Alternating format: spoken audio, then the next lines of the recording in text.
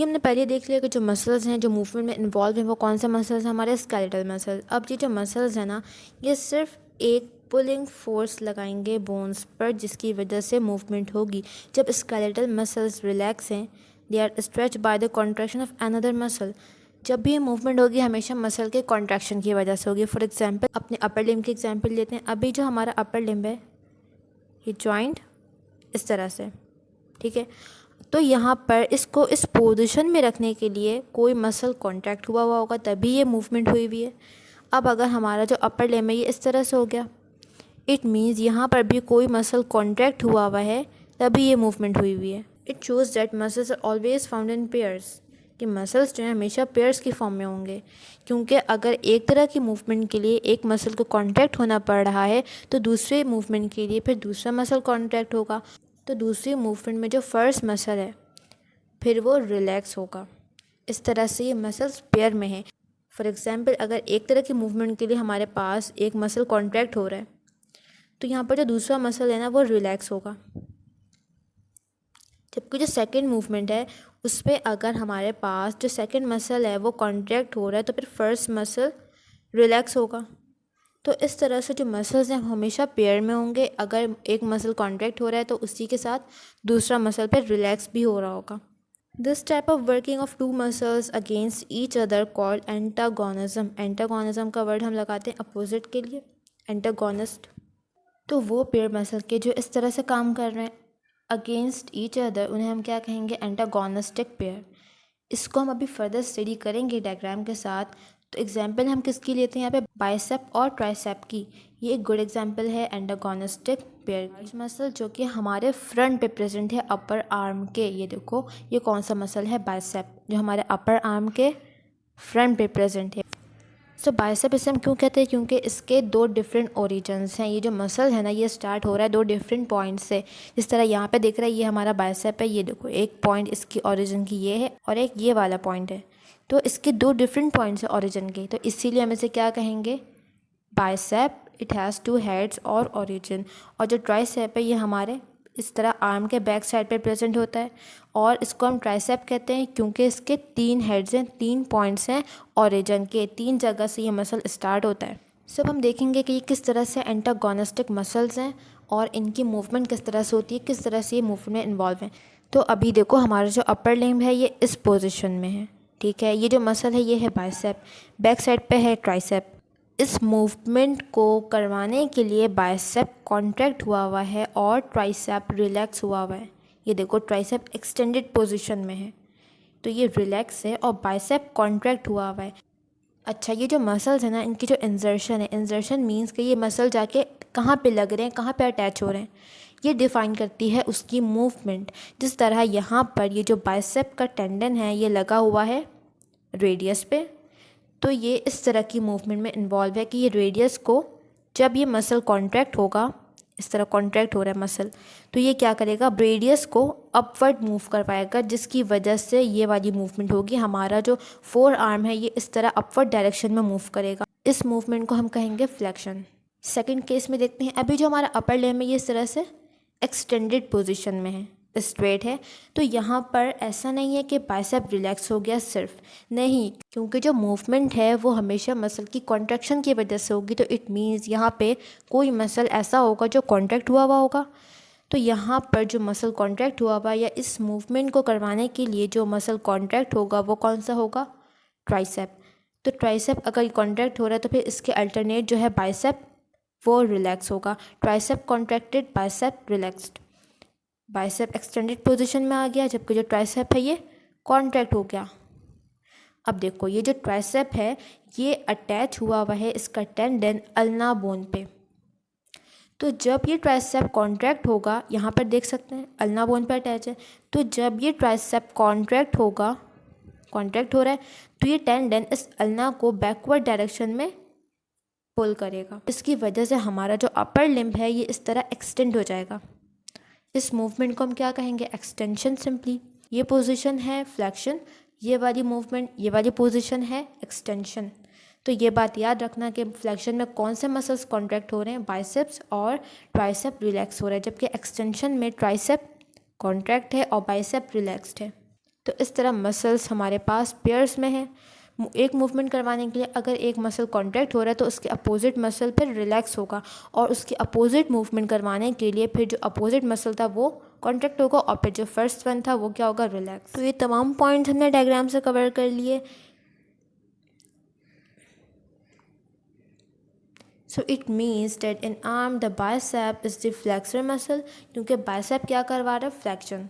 जो muscle contract हो रहा है वही मूवमेंट करवा रहा है। तो यहाँ पे कौन सा मसल कॉन्ट्रैक्ट था, तो यहाँ पे कौन सा मसल कॉन्ट्रैक्ट था, बाइसेप कॉन्ट्रैक्ट था। तो बाइसेप कौन सी मूवमेंट करवा रहा है, फिर फ्लैक्शन। तो ये क्या है, फ्लैक्सर है आर्म का। इसी तरह से जो ट्राइसेप है वो है एक्सटेंसर मसल, क्योंकि वो एक्सटेंशन करवा रहा था। So now disorder of skeletal system, कि स्केलेटल सिस्टम में हमारे क्या डिसऑर्डर्स हो सकते हैं। सबसे पहले हम देखेंगे effect of calcium deficiency on bones, के कैल्शियम डिफिशिएंसी का हमारे बोन्स पे क्या इफेक्ट हो सकता है। So the hardening of bones occur due to deposition of calcium phosphate, this process is called calcification.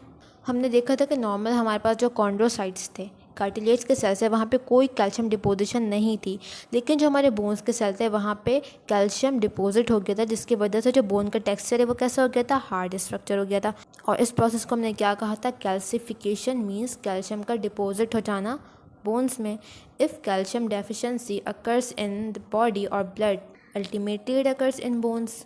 सो ये डेफिशिएंसी जो कैल्शियम की है, हम क्या कहेंगे, hypocalcemia. Hypo means low level और कैल्सीमिया मीन्स कैल्शियम।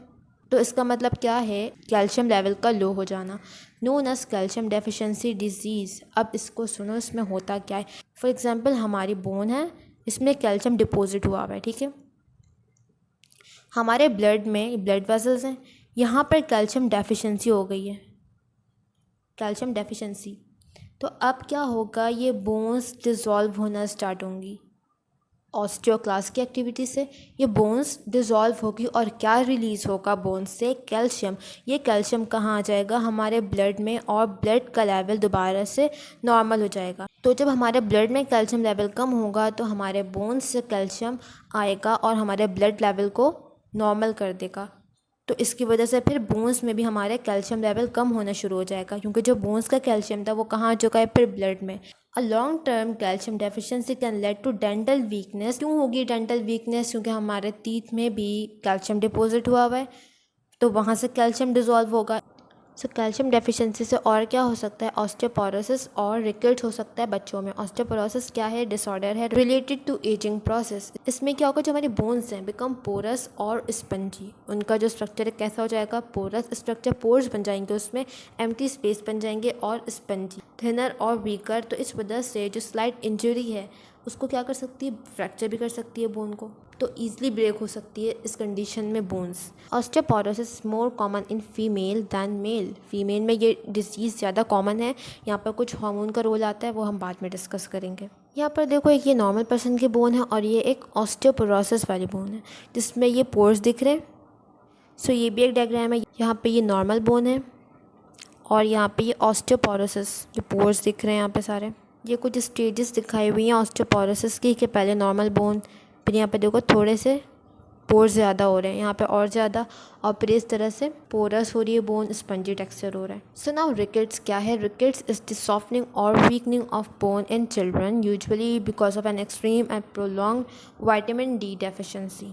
रिकेट्स भी सॉफ्टनिंग है बोन्स की, वीकनिंग है बोन्स की। क्यों, प्रोलॉन्ग विटामिन डी डेफिशिएंसी, जो कि विटामिन डी डेफिशिएंसी की वजह से होती है। अच्छा, विटामिन डी नहीं है तो कैल्शियम हमारी बोन्स में एब्जॉर्ब नहीं हो सकता। अगर कैल्शियम प्रेजेंट है बॉडी में लेकिन विटामिन डी नहीं है तो भी कैल्शियम हमारी बोन्स में एब्जॉर्ब नहीं हो सकता, तब भी बोन्स सॉफ्ट होंगी और फिर वीक होगी। ये जो डेफिशिएंसी है ये किसकी है, विटामिन डी की डेफिशिएंसी, जिसकी वजह से बोन्स सॉफ्ट हो रही है और वीक।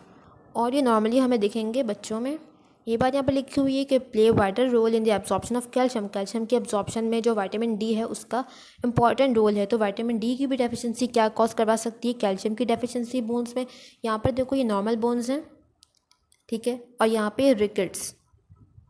यहाँ पे क्या हो रहा है कि जो बोन्स है ना वो सॉफ्ट हो गई है, जिसकी वजह से बेंडिंग हो रही है बोन्स की। यहाँ पर दिख रहा है ये लेग्स कैसे हुए हैं, बेंड हुए हैं। क्यों, क्योंकि बोन्स सॉफ्ट हो गई है। नेक्स्ट डिसऑर्डर है हमारे पास अर्थराइटिस। ये क्या है, इन्फ्लेमेशन है सिंपली जॉइंट की।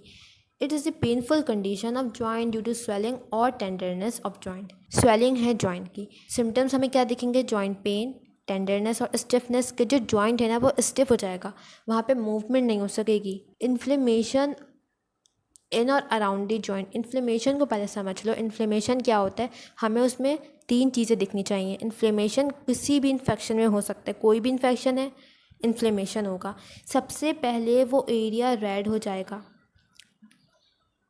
रेड होगा, वो एरिया स्वेल हो जाएगा,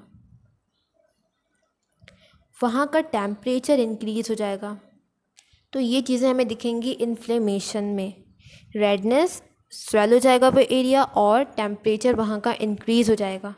तो आर्थराइटिस भी क्या है, इन्फ्लेमेशन है जॉइंट की, जिसमें इन्फ्लेमेशन होगी या तो जॉइंट में हो सकती है या तो जॉइंट के अराउंड हो सकती है, मूवमेंट इसमें इम्पेयर्ड होगी, वार्म रेड स्किन, तो इन्फ्लेमेशन में तो ये होगा, स्वेलिंग भी इन्फ्लेमेशन में होगी। तो इसकी वजह से हमारे जो नॉर्मल फंक्शन है इससे वो इफ़ेक्ट हो सकते हैं, trouble dressing, combing, gripping, bending over squatting और क्लिम्बिंग स्टेयर, ये तमाम जो हमारे फंक्शन है नॉर्मल वो डिस्टर्ब होंगे फिर इससे। तो नेक्स्ट है कॉमन टाइप ऑफ आर्थराइटिस के, आर्थराइटिस के कौन से कॉमन टाइप्स हैं। इन तीनों में आर्थराइटिस तो होगा, इन्फ्लेमेशन होगी जॉइंट की, लेकिन यहाँ पर जो कॉजेज़ हैं वो डिफरेंट होंगे। जैसे कि ऑस्टियोआर्थराइटिस है, ये किस वजह से हो सकता है, over use of joint, age factor की वजह से, कोई जॉइंट इंजरी हो गई उस वजह से, इंक्रीज वेट की वजह से, ओपेसिटी। और जो हमारे ऐसे जॉइंट हैं जहाँ पर वेट ज़्यादा होता है, जैसे कि नी जॉइंट है, हिप जॉइंट, फीट या फिर स्पाइन, यहाँ पे ये वेट बियरिंग जॉइंट्स है ना, यहाँ पे वेट पूरी बॉडी का इनको अफेक्ट करता है, तो ऐसे जॉइंट ज़्यादा अफेक्ट हो सकते हैं इसमें। नेक्स्ट है rheumatoid joint, it is due to immune system auto immune disorder. इसमें होता क्या है, आर्थराइटिस तो यहाँ पर भी है, इन्फ्लेमेशन जॉइंट की है, लेकिन ये होगा किस वजह से, इम्यून सिस्टम की वजह से, ऑटो इम्यून डिसऑर्डर। ये क्या होता है, हमारी बॉडी में एक सिस्टम प्रेजेंट है इम्यून सिस्टम, जो कि हमें फॉरेन या फिर इन्फेक्शियस ऑर्गेनिज्म से हमारी बॉडी को प्रोटेक्ट करता है। ऑटो इम्यून डिसऑर्डर में क्या होता है कि जो हमारे इम्यून सिस्टम के सेल्स हैं ये फॉरेन सेल्स को डिस्ट्रॉय करने के बजाय अपनी बॉडी के सेल्स को डिस्ट्रॉय करना शुरू कर देते हैं, तो इसकी वजह से हमारी बॉडी में फिर ऑटो इम्यून डिसऑर्डर्स जनरेट होते हैं। Immune system attack on joint, यहाँ पर जो हमारे इम्यून सिस्टम के सेल्स हैं जिनका फंक्शन क्या था कि वो जो फॉरेन पार्टिकल्स हैं, जो इन्फेक्शियस ऑर्गेनिजम्स हैं उनको किल करें, लेकिन इन्होंने क्या किया, अटैक शुरू कर दिया है जॉइंट्स पर। तो ये हमारी खुद की बॉडी के सेल्स हैं जो कि हमारे जॉइंट को इफेक्ट कर रहे हैं। नेक्स्ट है सोरियाटिक आर्थराइटिस। तो सोरासिस एक स्किन प्रॉब्लम है, स्किन डिसऑर्डर है। इसमें क्या होगा, in this disorder joints and skin affect. तो ये नॉर्मली जो सोरासिस है ना, ये हमारा जो जॉइंट्स के ऊपर स्किन है इसको इफेक्ट करता है, स्कैल्प वगैरह इन जगहों पर ये इफेक्ट करता है। तो यहाँ पर हमारी स्किन तो इफेक्ट होगी ही, और ये आर्थराइटिस भी है, इट मीन्स हमारे जॉइंट्स भी इसमें इफेक्ट होंगे। कॉजेज़ क्या हो सकते हैं, अभी हमने कुछ इसके कॉजेज़ देखे, जैसे कि कोई इंजरी हो गई, एबनॉर्मल मेटाबॉलिज्म हो गया, इन्फेक्शन हो सकता है, auto immune system, genetic makeup, या फिर reduction in normal amount of cartilage, और फिर साइनोवियल फ्लूइड। साइनोवियल फ्लूइड क्या है, 2 बोन्स यहाँ पे ज्वाइन हो रही हैं, तो इनके बीच में ना एक गैप होता है, फिर इसको लिगामेंट्स इस तरह से कवर करते हैं, ठीक है। तो इसके बीच में एक स्पेस बनता है जिसे हम कहते हैं साइनोवियल कैविटी, और यहाँ पर एक फ्लूइड प्रेजेंट होता है जिसे हम कहते हैं साइनोवियल फ्लूइड। ये क्या करता है, लुब्रिकेशन का काम करता है ताकि फ्रिक्शन रिड्यूस हो सके जॉइंट्स। देखते हैं कि ओबेसिटी का क्या रोल है आर्थराइटिस में। तो सबसे पहले ओबेसिटी है, वेट इंक्रीज़ हुआ है, बॉडी में सेल्स बहुत ज़्यादा हो गए, तो इसकी वजह से हमारी बॉडी में जो हमारे वेट बेयरिंग जॉइंट्स हैं, लाइक नी जॉइंट है, हिप जॉइंट है, ये पहले अफेक्ट होंगे, उनके लोड ज़्यादा हो रहा है इन पर, कॉजिंग पेन, जिसकी वजह से पेन होगा और आर्थराइटिस में वर्स्ट कंडीशन डेवलप हो सकती है। एक्सेसिव फैट टिश्यूज़ क्या करते हैं, ओबेसिटी में सिंपली क्या हो रहा है, हमारी बॉडी में सेल्स ज़्यादा हो चुके हैं, फैट टिश्यूज़ इंक्रीज़ हो गए, इसकी वजह से बॉडी वेट भी इंक्रीज़ हुआ है।